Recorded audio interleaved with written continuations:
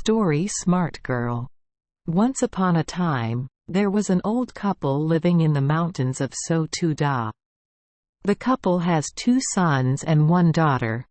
When her daughter grew up, she got married and followed her husband to a faraway place, while her 2 sons got married and stayed to live with their parents. They lived a prosperous, happy life. But disaster happened. An epidemic took away the old mother, and soon killed both sons. The remaining old man lives with his 2 daughters-in-law. He no longer had enough strength to work on the farm, so the entire business was left to his 2 daughters-in-law. As time passed, the 2 daughters-in-law treated their father-in-law increasingly worse. They mistreated the old man, forcing him to do hard work, chopping wood, carrying water, or else going into the mountains to guard sheep in the cold snowstorm. But when it came to eating and drinking, they gave the old man miserable food. Just a few pieces of cold rice paper with a little old cow and number 39's blood. Hard work weakened the old man hour by hour, not day by day, and soon he became so emaciated that it seemed like he would soon return to visit his grandparents. Finally, the old man decided to text his daughter, so that she could send him something to live on. The old man went to the middle of the main road, where caravans of goods often passed by, and sat down next to the guard waiting line. The sunlight warmed, the old man fell asleep without knowing it, and at that time, a herd of cows carrying goods passed on the road. "Hey! Hey!" The bull driver leading the pack shouted loudly. "Old man, why are you sleeping on the street like that? Aaron and #39, you afraid that the oxen will trample you?" The old man woke up and politely told the porters to convey his greetings to his daughter and tell her, and quote, "Your mother and 2 brothers unfortunately passed away. And quote, then, my father is still alive. Now he shepherds sheep for his 2 daughters-in-law, but when they eat, they only give them cold rice paper with old cow and number 39's blood. As for Dazamba and barley beer, I can and number 39's remember the taste of it for a long time. What else?" End quote. The caravan continued on, and soon arrived at the village where the old man and number 39's daughter lived in her husband and number 39's house. Hearing her father and number 39's story, the daughter cried in pity, "Poor my father, miserable my father. Who would have thought that when he was old, he would have to endure such bitterness? Dad is so old and weak that people still force him to go to the mountains to herd sheep, but the food he gives is only dry and cold pieces. So what is there to live for the other half?"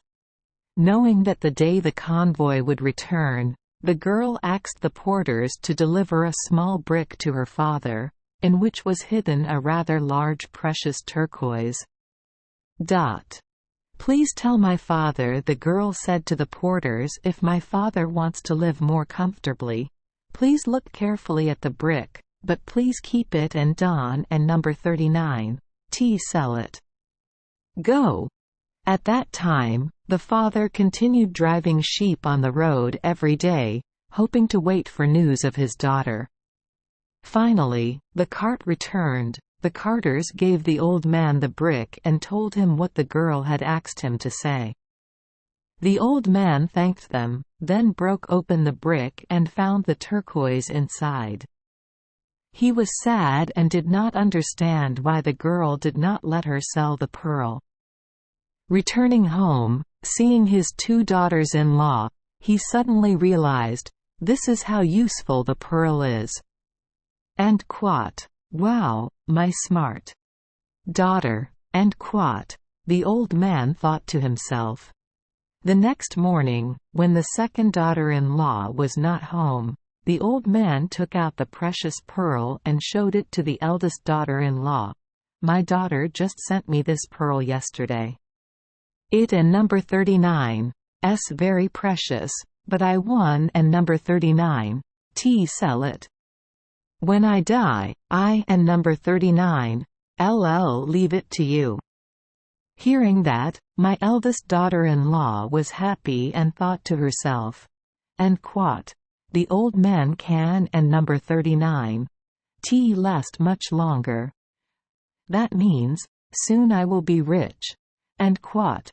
From that day on, she completely changed her attitude towards her father-in-law.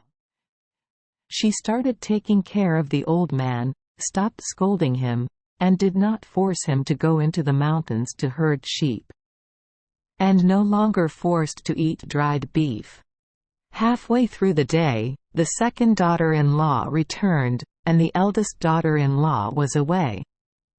The old man showed off the pearl again and said, "This is a gift from my daughter. It and number 39's a treasure, but I won and number 39's sell it. I want to leave it to you after I die.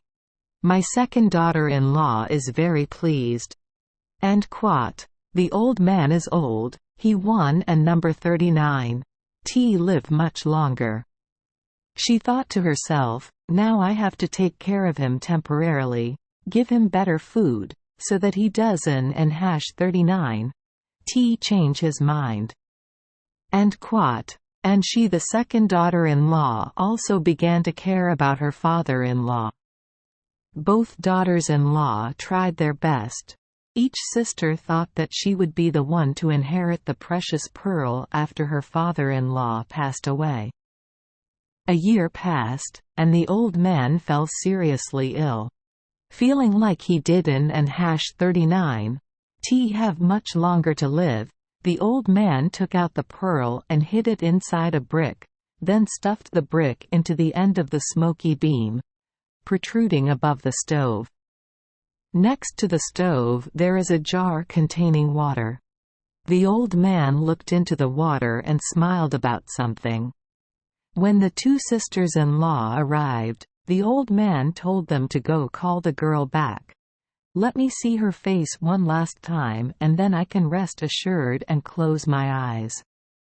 And if he comes back and I and number 39's am no longer alive, please pass on my words to him. Like a bridge, the dragon stretches across the water, the dragon and number 39's tail is reflected in a black streak. When you see the picture, raise your eyes and look up. In the dragon and number 39's tail there is a pearl." The old man passed away and could not wait for his daughter to return. After the old man passed away, the two sisters-in-law rushed to find the pearl. They dug up the bed and bedding, but could not find that precious stone. Both were angry and crazy, but there was nothing they could do. They had to wait for their brother-in-law to return. The old man and number 39's daughter came home, learned that her father had passed away, and immediately burst into tears. She did all the formalities for the visit, then asked her two sisters-in-law, "Did my father tell you anything before he left?" "Yes," the two answered, "but we didn't and #39's understand what the old man wanted to say. Like a bridge, the dragon reaches across the water." The dragon and number 39's tail is silhouetted against a black streak. When you see the picture, raise your eyes and look up.